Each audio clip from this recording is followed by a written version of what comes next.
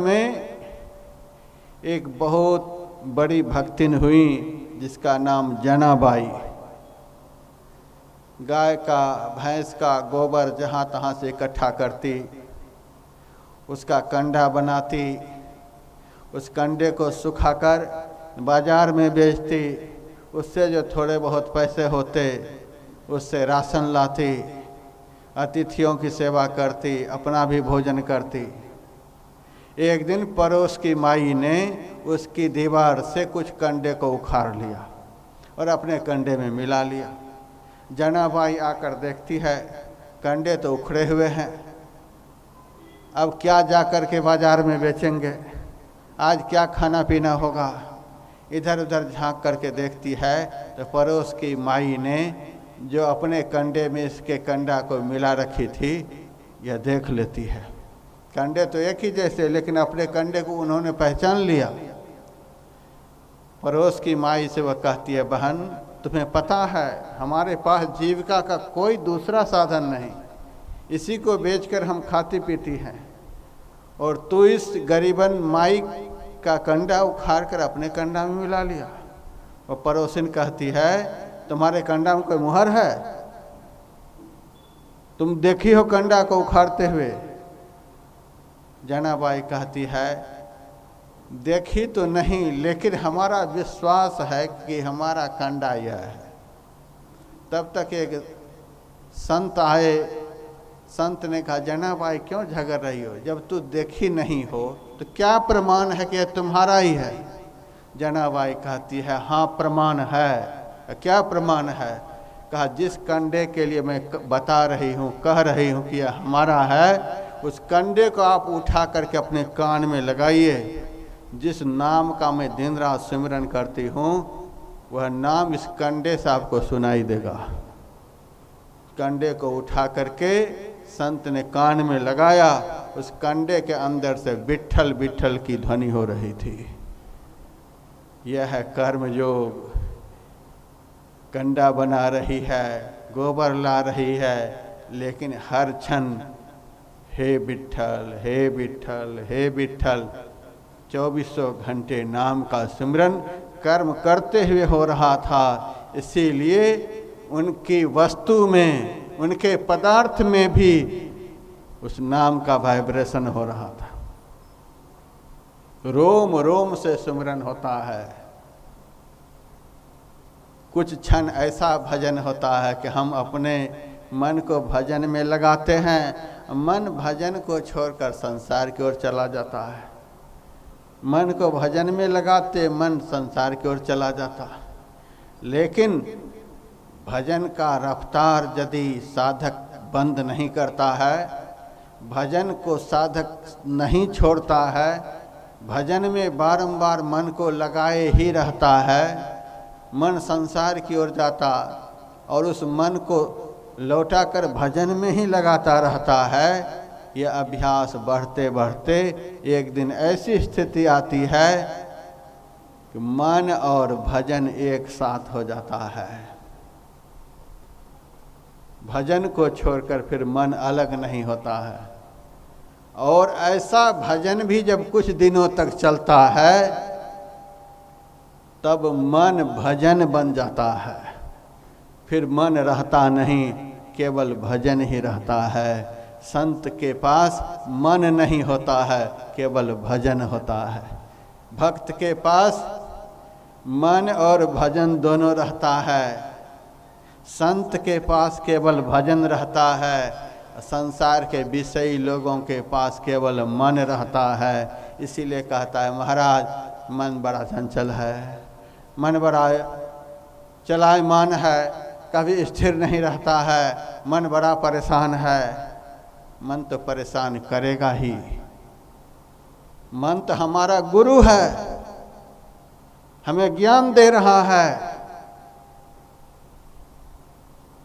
कि तू कभी भी हमको ऐसे में लगाते ही नहीं जहां लगकर हम स्थिर होंगे। तू तो सदैव हमको वहीं लगा कर रखते हो जो कभी स्थिर रहता ही नहीं। यह संसार तो निरंतर चलायमान है, अनस्थिर है। अनस्थिर संसार में कभी मन स्थिर होने वाला नहीं है। यह तभी स्थिर होगा जब इसको स्थिर में लगाया जाएगा। आत्मा को छोड़कर संसार में कुछ भी स्थिर पदार्थ नहीं है। भगवान के भजन को छोड़कर संसार में स्थिर पदार्थ कुछ भी नहीं है। यह जब भी स्थिर होगा तो भजन के द्वारा ही स्थिर होगा, इसके अलावा कोई साधन नहीं है। एक कछुवी जल में रहकर अपना भरण पोषण करती हुई निरंतर अंडा का सेवन करती है। एक सर्प अपना भरण पोषण करता हुआ निरंतर अपनी मणि की रक्षा करता है, और हम मनुष्य अपनी आत्मा की रक्षा के लिए आत्मचिंतन नहीं कर सकते। यह कर्म योग है कि कर्म करते हुए भी अपने मन को सदैव भजन में लगा करके रखना। एक और संत हुए, भारत में एक से एक संत हुए हैं। उनमें से एक संत बुल्ला साहब हुए। वे गुलाल साहब के गुरु हुए। गुलाल साहब बहुत बड़े महाजन थे। उनके यहाँ बुल्ला साहब नौकरी करते थे, हल चलाने का काम करते थे। हल चलाते हुए भी सदैव वे अपने मन को ध्यान में ही लगा करके रखते थे। उनके गुरु का नाम था यारी साहब। हल चलाते हुए भी अपने गुरु का ध्यान करते रहते थे, अपने गुरु का चिंतन करते रहते थे। आंखें बंद हैं, हल चल रहा है, ऐसा चलता था। कुछ लोगों ने गुलाल शाह के पास जाकर शिकायत कर दी, आप कैसे को नौकर बनाए हो?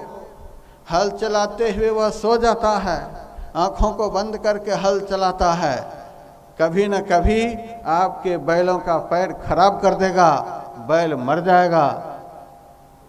उस नौकर को भगा करके कोई अच्छा नौकर रखो। गुरु को इस स्थिति में देखने के लिए वह गया। गुरु तो बाद में बनाया था, पहले तो नौकर ही बनाया था।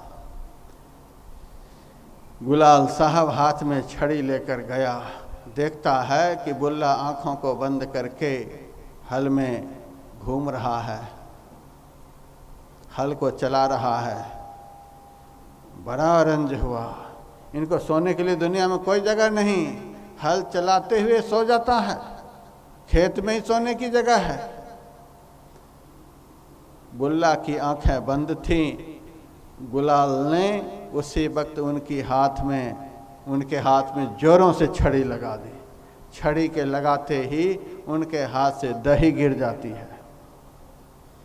गुलाल साहब को बड़ा आश्चर्य हुआ। अरे बुल्ला, तुम्हारे हाथ में तो कुछ भी नहीं था, तू तो हल पकड़ रखा था, तुम्हारे हाथ से दही कैसे गिरी?